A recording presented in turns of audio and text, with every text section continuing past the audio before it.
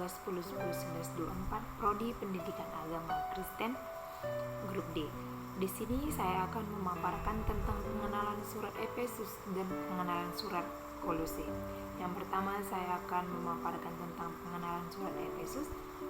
Surat Efesus ini ditulis sendiri oleh Rasul Paulus pada saat ia berada di dalam penjara. Dan penerima surat Efesus adalah jemaat Efesus. Jemaat Efesus yang didirikan secara tidak langsung oleh Paulus dalam perjalanan perjanjian lama yang ketiga. Di sana Paulus tinggal selama kurang lebih 2 tahun. Ia memberi informasi kepada kita bahwa jemaat Efesus hanya pernah mendengar tentang Paulus. Pada abad 11 sebelum Masehi, orang-orang Yunani mendarat di sana dan membuat kota Yunani dinamai Efesus. Sekarang tempat itu berada di daerah Turki, tetapi kota Efesus itu sendiri telah hilang karena telah tertimbun oleh tanah. Nama Efesus pernah terkenal dalam sejarah gereja karena di sana pernah diadakan Sinode Okumene yang ketiga tahun 431. Keadaan jemaat Efesus pada saat itu adalah warga jemaat itu berasal dari orang kafir atau bukan orang Yahudi. Tapi pengaruh Yahudi sudah terasa di dalam jemaat itu. Mereka dahulu adalah penyembah Artemis. Dan tentang penulisannya ada cukup banyak alasan yang hampir saja memungkinkan kitab Efesus tidak ditulis oleh Rasul Paulus. Alasan antara lain adalah ada perbedaan kosakata antara surat-surat Paulus dan Efesus. Efesus sebenarnya paling dekat dengan Kolose, baik dalam bahasa dan kosakata, maupun dalam pemikiran yang terungkap. Terdapat perbendaharaan pemikiran dan perbedaan pandangan, itulah yang memberikan kepastian terakhir bahwa Efesus bukan karangan Paulus. Dan itulah sebabnya mengapa penulis Efesus yang jelas bukan Paulus boleh disebut penerusnya.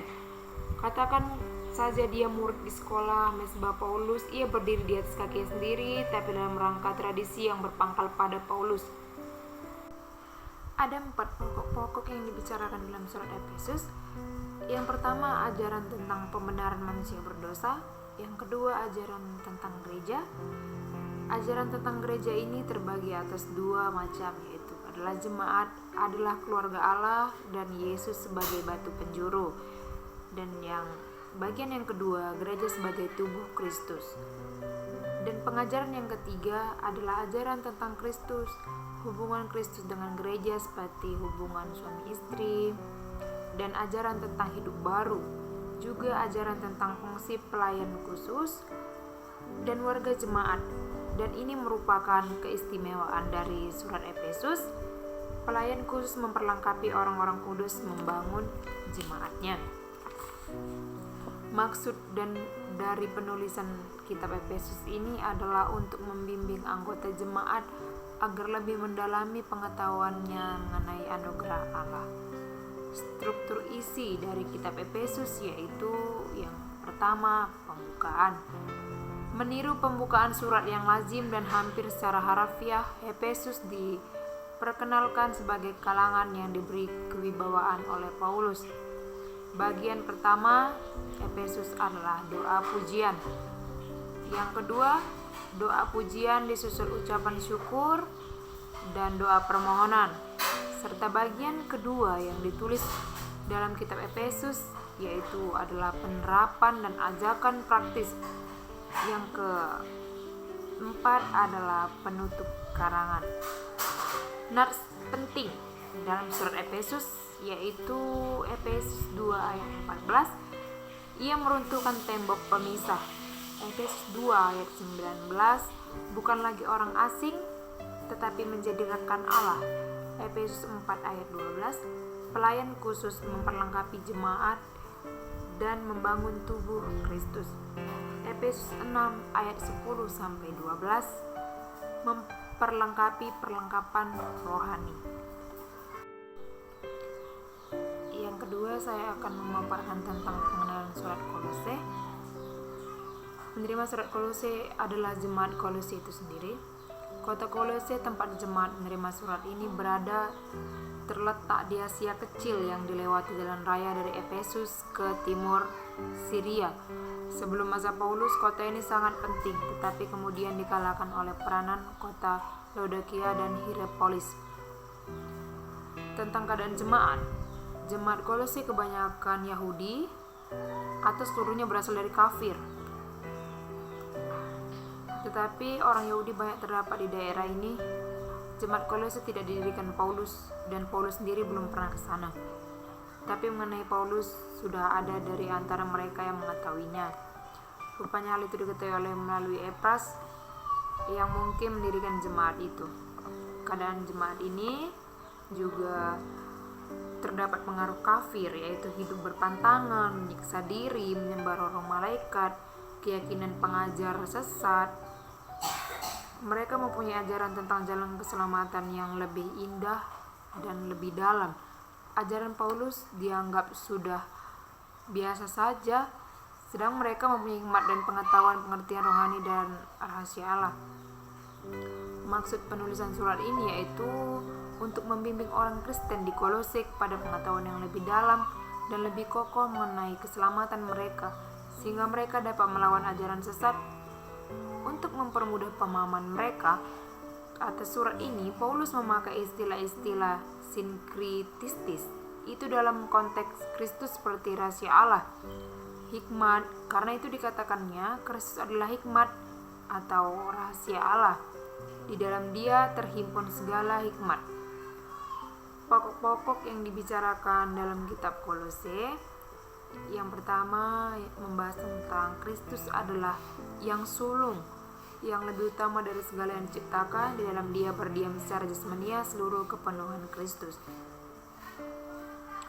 Yang kedua, siapa yang hidup di dalam Kristus pada waktu dibaptis telah dikuburkan bersama Dia dan telah dibangkitkan bersama dengan Dia.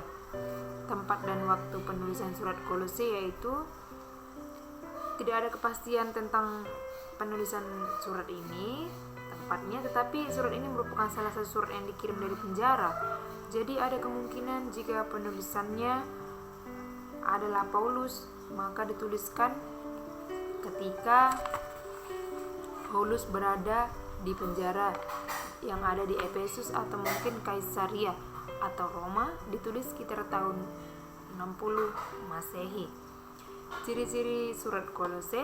Kolose merupakan suatu dokumen yang memiliki arti yang dalam sekali dan tidak ternilai harganya. Berisi doktrin-doktrin, mengutarakan kehidupan.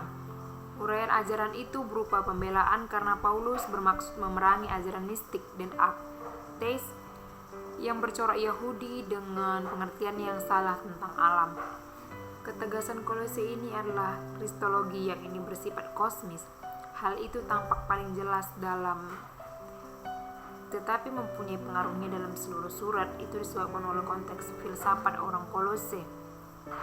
Jadi kesimpulannya, bahwa ciri khas kitab ini adalah lain daripada tulisannya lainnya. Dia berusaha memerangi ajaran sesat yang berada di Kolose dengan mempertahankan Kristus. Hanya Kristus dan pengajaran kristologinya. Struktur isi dari kitab Kolose yang pertama adalah salam, ucapan terima kasih dan pengajaran tentang Kristus. Yang kedua, polemik tentang ajaran sesat.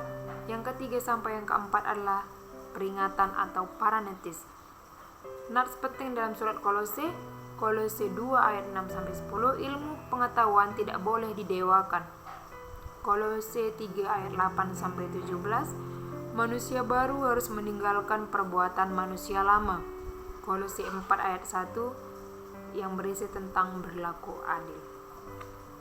Demikian pemaparan saya tentang pengenalan surat Efesus dan pengenalan surat Kolose. Terima kasih. Shalom.